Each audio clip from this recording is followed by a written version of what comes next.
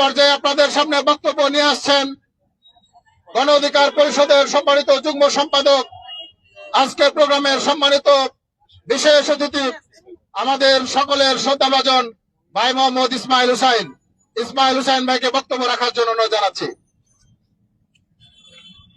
আউযু বিল্লাহি মিনাশ শাইতানির রাজীম। বিসমিল্লাহির রহমানির রহিম। ইয়্যাকা না'বুদু ওয়া ইয়্যাকা নাস্তাঈন। ইহদিনাস সিরাতাল মুস্তাকিম। প্রিয় পল্টন এলাকাবাসী, বিভিন্ন দল মত গোষ্ঠী, এই এলাকার গণ্যমান্য ব্যক্তিবর্গ, আজকে যারা এই উদ্যোগে শহীদ ওসমান হাদি অ্যাভিনিউ তৈরি করার এই উদ্যোগের সাথে যারা একাত্মতা ঘোষণা করছেন, তাদের সবাইকে গণ অধিকার পরিষদ কেন্দ্রীয় নির্বাহী সংসদের পক্ষ থেকে বিপ্লবী শুভেচ্ছা এবং অভিনন্দন জানাচ্ছি। এবং আপনাদের সবাইকে এই ওসমান হাদি, শহীদ ওসমান হাদি আধিপত্যবাদ বিরোধী যে লড়াই শুরু করেছে, সেই লড়াইয়ে শহীদ ওসমান হাদি যে স্বপ্ন রেখেছিলেন, দুর্বৃত্তরা চেয়েছিল শহীদ ওসমান হাদিকে গুলিবিদ্ধ করার মধ্য দিয়ে, আধিপত্যবাদের সেবাদাসেরা প্রত্যাশা করেছিল শহীদ ওসমান হাদিকে কিংবা ওসমান হাদিদের মতো বিপ্লবীদেরকে গুলিবিদ্ধ করে শহীদ করে দিতে। কিন্তু ওরা জানে না, বিপ্লবীদের শহীদ করা যায় কিন্তু পরাজিত করা যায় না। যুগ যুগ ধরে গোটা দুনিয়াতে মুসলিম মিল্লাতের সকল শহীদদের ইতিহাস হচ্ছে, শহীদদের রক্ত ঝরানো যায়, জীবন নিয়ে যাওয়া যায়, কিন্তু তার আদর্শকে পরাজিত করা যায় না। শহীদ ওসমান হাদি আমাদের কাছে যা রেখে গিয়েছেন, আজকে আমাদের দায়িত্ব হচ্ছে, তিনি স্বপ্ন দেখেছিলেন একটি ইনসাফ ভিত্তিক সমাজ প্রতিষ্ঠার, তিনি স্বপ্ন দেখেছিলেন বিনা ভোটের যে নির্বাচনী আয়োজন, সে আয়োজনকে তিনি ধূলিসাৎ করতে চেয়েছিলেন। তিনি ইনসাফ প্রতিষ্ঠানের মধ্য দিয়ে একটি সাম্য, মানবিক মর্যাদা, সামাজিক ন্যায় বিচার প্রতিষ্ঠার যে স্বপ্ন দেখেছিলেন, আজকে আমরা অত্যন্ত আশাহত হয়েছি। প্রধান উপদেষ্টা যখন লক্ষ লক্ষ মানুষের সামনে আবেগঘন যখন বক্তব্য দিয়েছেন, ওনার কণ্ঠে আমরা একটিবারের জন্য শুনি নাই ওসমান হাদির খুনিদের দৃষ্টান্তমূলক শাস্তি নিশ্চিত করা হবে, এই কথা তিনি বলতে পারেন নাই। শ্যাম, লজ্জা আপনার প্রতি। আপনার অপারগতা আপনি জাতির সামনে উন্মোচন করেন। আপনি যদি কোথাও আপনার হাত যদি বাঁধা থাকে, এই জাতি যারা রক্তের বিনিময়ে একটি স্বাধীন সার্বভৌম বাংলাদেশ প্রতিষ্ঠা করেছে, 2000 মানুষ জীবন দিয়েছে, 50,000 মানুষের অঙ্গহানি হয়েছে, তারা দেখতে চায় কারা আপনাকে বাধাগ্রস্ত করছে, কারা আপনাকে সঠিক সিদ্ধান্ত নিতে বাধাগ্রস্ত করছে, জাতিরা জানতে চায়। আমি জামাত নেতৃবৃন্দ সহ এই এলাকার সকলকে, আমরা অলরেডি সিটি কর্পোরেশন নেতৃবৃন্দের সাথে কথা বলেছি, প্রশাসকের সাথে কথা বলেছি, প্রশাসক পজিটিভ।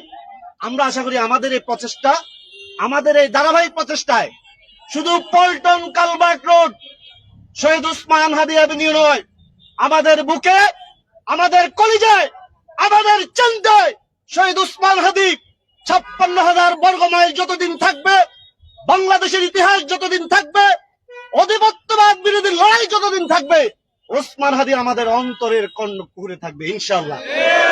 এবং শুধু কথা নয়, কাজের মধ্য দিয়ে ওসমান হাদির স্বপ্ন বাস্তবায়ন করে খুনি, ফ্যাসিস্ট, লুটেরা যারা লুটতন্ত্র কায়েম করতে চেয়েছিল, যারা চাঁদাবাজের রাজত্ব কায়েম করতে ছিল, ওসমান হাদির স্বপ্ন ছিল, এই জায়গায় আমার ভাই 3 দিন আগে তার সাথে আমার কথা হয়েছিল, ওসমান হাদি লাইভে বলেছে কারা তার গায়ে ময়লার পানি ফেলে, দেখছেন না আপনারা?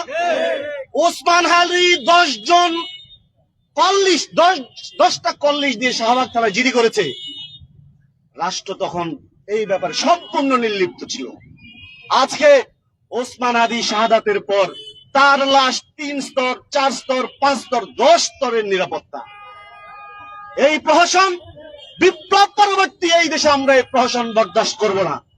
প্রয়োজনে ওসমান হাদির সাথীরা আবার রক্ত দিবে, আবার জুলাইকে জাগিয়ে তুলবে, কিন্তু 56,000 বর্গ মাইল যে রক্তের বিনিময়ে স্বাধীন হয়েছে, আমরা প্রধান উপদেষ্টা সহ এই রাষ্ট্রের যারা জড়িত যেখান থেকে রাষ্ট্রকে পরিচালনা করছেন, আপনাদের কাছে স্পষ্ট মেসেজ, বিপ্লব নিয়ে কোনো সুদূর বুদুর চলবে না।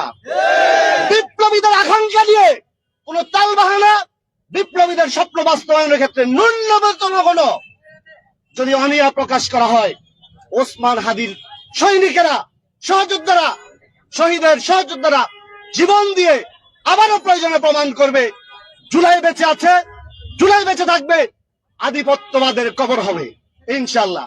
সে পর্যন্ত সবাইকে ভালো থাকবেন। গোলামির আজাদি, গোলামির আজাদি, ওসমান হাদি, ওসমান হাদি, ওসমান হাদি, দিল্লি না ঢাকা, গোলামি না আজাদি, আজাদি আজাদি। ধন্যবাদ সবাইকে, আসসালামু আলাইকুম। ধন্যবাদ জানাচ্ছি ভাই মোহাম্মদ ইসমাইলকে। সংগ্রামী ঢাকাবাসী, সংগ্রামী পল্টনবাসী, আপনারা সবাই অবগত আছেন, শহীদ শরীফ ওসমান হাদিকে হত্যার মাধ্যমে আধিপত্যবাদীরা চেয়েছিল বাংলাদেশকে তাদের করায়ত্ত করার জন্য, কিন্তু শহীদ শরীফ ওসমান হাদি তার কণ্ঠ উচ্চকিত করে এদেশের মানুষকে জানিয়ে দিয়েছেন ভারতের আধিপত্যবাদ এই বাংলাদেশে টিকবে না।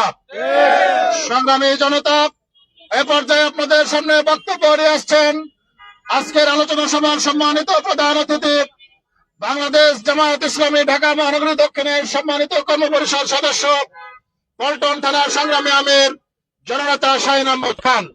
জননেতা শাহীন আহমদ খান।